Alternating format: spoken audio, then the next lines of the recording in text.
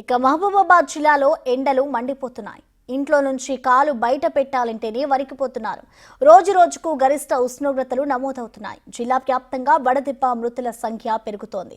దాంతో జాగ్రత్తలు తీసుకోవాలని సూచిస్తున్నారు డాక్టర్లు. ఎండల్లో అత్యవసరమైతే తప్ప ఇంట్లో నుంచి బయటకు వెళ్లొద్దంటున్న డాక్టర్ విజయశ్రీతో మా ప్రతినిధి యశ్వంత్ ఫేస్ టు ఫేస్. బాణుడి బగబగలు ఎక్కువైపోతున్నాయి. దీంతో సూర్యుడు ఉగ్రరూపం దాల్చున్నాడు. ఫలితంగా వాతావరణంలో ఉష్ణోగ్రతలు పెరిగి వయసుతో సంబంధం లేకుండా చాలామంది వడదెబ్బకు గురవుతున్నారు.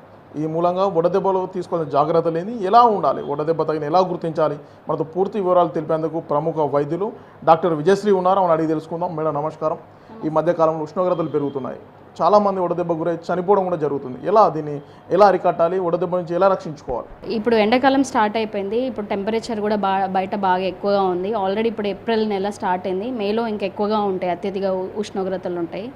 సో ఇప్పుడు కూడా చాలా కేసెస్ చూస్తున్నాం మేము. అన్నీ వడదెబ్బ తాగి ఇప్పుడు పిల్లలు పెద్దలు అని సంబంధం లేకుండా చాలా కేసెస్ వస్తున్నాయి మనకు హాస్పిటల్స్కి. సో టెంపరేచర్ బయట ఎక్కువగా ఉండడం వల్ల ముందుగా మనం ప్రివెన్షన్ చేసుకుంటే దీని బారి నుంచి బయటపడవచ్చు. సో ఎండగా ఎక్కువగా ఉన్నప్పుడు మెయిన్గా బయటికి వెళ్ళకుండా మ్యాక్సిమం అవాయిడ్ చేయగలిగితే మనకు వడదెబ్బ తాకకుండా ఉండొచ్చు. ఇన్ కేస్ ఏమైనా పని ఎమర్జెన్సీ ఉండి అత్యవసరంగా బయటకు వెళ్ళాల్సి వస్తే గొడుగు తప్పనిసరిగా క్యారీ చేయాలి. వాటర్ బాటిల్ కంపల్సరీగా క్యారీ చేయాలి.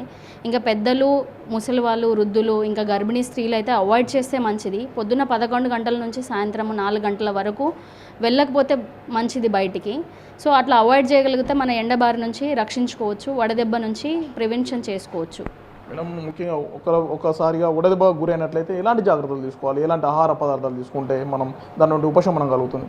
ఎండదెబ్బ మెయిన్గా తగలడానికి గల కారణాలు డీహైడ్రేషన్ అవుతారు పేషెంట్. మెయిన్గా ఎండదెబ్బతోటి మనకు ఉన్నప్పుడు లక్షణాలు ఎట్లా ఉంటాయి అంటే, ఫస్ట్ బాగా స్వెట్టింగ్ రావడము, టెంపరేచర్ హై అవ్వడము, వీక్నెస్ రావడం, వాంతులు రావడం, విరోచనాలు రావడం, కడుపులో నొప్పి రావడం, కళ్ళు తిరగడము, ఇవన్నీ లక్షణాలన్నిటి చూస్తూ ఉంటాం. ఇంకా పెద్దవాళ్ళలో అయితే కన్ఫ్యూజన్ లాగా కొంచెం కళ్ళు మసకబారడం, బాగా వీక్ అయిపోవడం, అన్కాన్షియస్ అయిపోవడం అట్లా కూడా చూస్తాం ఎక్స్ట్రీమ్ కేసెస్లో.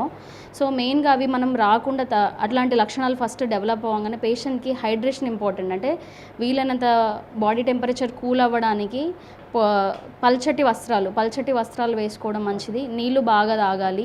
అండ్ మజ్జిగ, నిమ్మకాయ నీళ్ళు ఇంట్లో, అండ్ ఫ్రూట్స్, వాటర్ కంటెంట్ ఎక్కువ ఉన్న ఫ్రూట్స్ లైక్ వాటర్ మిలన్ లాంటివి మంచిగా తీసుకోవాలి. అండ్ ఇంకా మజ్జిగ లాంటివి బాగా తాగుతూ ఉండాలి. ఒకవేళ లక్షణాలు ఇమ్మీడియట్గా ఇలాంటి లక్షణాలు ఏమైనా చూస్తే ఇమ్మీడియట్గా హాస్పిటల్కి రావడం మంచిది. ఎందుకంటే బాగా డీహైడ్రేషన్ అయినప్పుడు పేషెంట్కి టెంపరేచర్ అనేది పెరుగుతుంది. ఎలక్ట్రోలైట్స్ అన్ని బాడీలో సోడియము, పొటాషియము, క్లోరైడ్ అనే లవణాలు ఉంటాయి. వాటిలలో హెచ్చు తగ్గులు ఉండి పేషెంట్ సీరియస్ అయ్యే ప్రమాదాలు కూడా ఉంటాయి.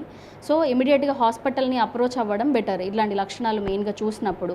సో దాని నుంచి మనం ప్రివెన్షన్ చేసుకోవడానికి పల్చటి వస్త్రాలు వేసుకోవాలి. ఎండలో పోయినప్పుడు గొడుగు, వాటర్ ఇట్లాంటివి క్యారీ చేయాలి. మ్యాక్సిమం నీళ్ళు మంచిగా వాటర్ బాగా తీసుకునేలాగా, ఒకవేళ వాటర్ కంటెంట్ బాగున్న ఫ్రూట్స్ తీసుకునేలాగా, డీహైడ్రేట్ అవ్వకుండా ప్రికాషన్స్ తీసుకోవాలి. మ్యాక్సిమం ఎండలో వెళ్లకుండా అవాయిడ్ చేయగలిగితే సరిపోతుంది. మేడం, ఫైనల్గా మన జిల్లా ప్రజలకి ఈ ప్రాంతంలో ఎక్కువ ఎండ తీవ్రత ఎక్కువ చనిపోవడం కేసులో చూస్తున్నాం. వాళ్ళకి మీరు ఇచ్చే సూచనలు ఏంటి? ఫైనల్గా ఏంటంటే మెయిన్గా బీట్ ద హీట్ అంటే ఎండలో వెళ్ళకపోతే we can prevent sun strokes. అంటే మనం ఎండలో ఎక్కువగా తిరగకుండా మ్యాక్సిమం అవాయిడ్ చేయగలిగితే, అవసరం ఉంటేనే తప్ప. ఇప్పుడు ఫంక్షన్లు, పెళ్ళిళ్ళు మన దగ్గర చాలా జరుగుతున్నాయి కాబట్టి అందరూ ఎండలో వెళ్తారు. మెయిన్గా మోటార్ సైకిల్స్ ఎక్కువ, అంటే బైక్స్ ఎక్కువగా ఉంటాయి కాబట్టి అందరు బైక్స్ మీద వెళ్ళినప్పుడు, ఎండలో వెళ్ళినప్పుడు తలకి గుడ్డ కట్టుకోవడం మంచిది. అంటే తలకి క్యాప్స్ పెట్టుకుంటే, క్యాప్స్ మళ్ళీ క్లాత్ ఏమైనా స్కార్ఫ్స్ లాగా ఉంటే కట్టుకుంటే బెటర్. సో ఎండ నుంచి అట్లా ప్రివెంట్ చేసుకోవచ్చు. అండ్ మెయిన్గా ఎండలో జర్నీలు చేయకుండా ఉంటే సరిపోతుంది. అండ్ పార్టీలు, ఫంక్షన్స్ అని ఆల్కహాల్ కన్జంప్షన్, కూల్ డ్రింక్స్ అట్లాంటివి తాగకుండా మజ్జిగ, వాటర్ అట్లా ఎక్కువ తీసుకుంటే మంచిది.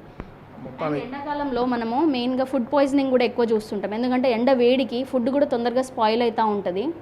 సో ఫుడ్ కూడా ఎప్పటికప్పుడు వండి తినడం బెటర్, కానీ దాన్ని అంటే స్టోర్ చేసినట్టు బయట ఎండలో పెట్టేస్తే స్పాయిల్ అవుతుంది. సో ఫుడ్ పాయిజనింగ్ వల్ల వాంతులు, విరోచనాలు, జ్వరం కూడా ఎక్కువగా వస్తుంది. సో ఫుడ్ అనేది మనము మంచిగా నీట్గా హైజీనిక్గా ప్రిపేర్ చేసుకొని ఎప్పటికప్పుడు తినేస్తే బెటర్, కానీ స్టోర్ చేసుకోవడము అట్లా పెట్టుకుంటే ఫుడ్ స్పాయిల్ అయ్యే అవకాశాలు ఎక్కువగా ఉంటాయి ఈ టెంపరేచర్కి. మొత్తానికి ఏదైతే ఎండ వేడిమి తట్టుకోవడానికి ముందుగా ఉదయం పూట మాత్రమే తమ వ్యక్తిగత పనులు చూసుకోవాలి. ఎండలో తిరగకుండా ఉండడం మంచిది. చాలా ముఖ్యంగా వృద్ధులు, పిల్లలు, మహిళలు ఈ ఎండను తట్టుకునేందుకు తగు సూచనలు, జాగ్రత్తలు కూడా పాటించాలి. ఫుడ్ పాయిజన్ కేసులు కూడా ఎండాకాలంలో జరుగుతాయి కాబట్టి ఎప్పటికి ఏ రోజు ఫుడ్ ఆ రోజే తినాలని ప్రముఖ డాక్టర్ విజయశ్రీ చెప్తున్న పరిస్థితి కనబడుతుంది.